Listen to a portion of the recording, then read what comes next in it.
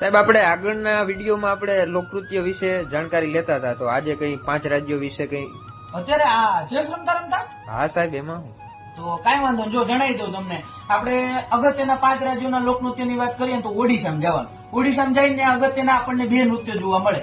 નામ પૂછે ને ક્યાં ક્યાં, તો કન્યા દસખઈ અને મહરી. આ દસખઈ જે દશેરાના કારણે થાય, અને મહરી છે ને એ જગન્નાથપુરીની અંદર તમે જાઓ તો દેવદાસીઓ દ્વારા ભજવાતું આ નૃત્ય છે. થોડાક બાજુમાં આવો એટલે છત્તીસગઢ નામનું રાજ્ય, ત્યાં આપણને જોવા મળે પંથી નૃત્ય અને રાઉતનાચ નામનું નૃત્ય. આ પંથી નૃત્ય છે એ સતનામી સમુદાય દ્વારા થાય, જ્યારે રાઉતનાચ છે એ યાદવ સમુદાય દ્વારા થાય. આ થોડાક જ ઉપર જશું એટલે ઝારખંડ નામનું રાજ્ય જોવા મળશે. આ ઝારખંડની અંદર સંથાલ નૃત્ય અને સાથે સાથે પૈકા. આ સંથાલ છે એ સંથાલ આદિવાસીઓ દ્વારા થાય, જ્યારે પૈકા છે ને એ મુંડા જનજાતિ દ્વારા થાય. થોડાક આપણે ઉપર જશું એટલે આપણને જોવા મળશે બિહાર નામનું રાજ્ય.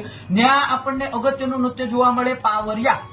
આ પાવરિયાની અંદર લોકગીતનું મહત્વ હોય. અને થોડાક બાજુમાં આવશું એટલે પશ્ચિમ બંગાળ. પશ્ચિમ બંગાળની અંદર 2 અગત્યના નૃત્ય, છૌ અને ગંભીરા. એની વિશેષતા તો તમે કોમેન્ટમાં કહેશો ને, તો જણાવી દો ફટાફટ. અને આવી જ માહિતી જાણવા માટે આજે જ આપણા પેજને એટલે કે મિલન નિર્ભરાને ફોલો કરી લો.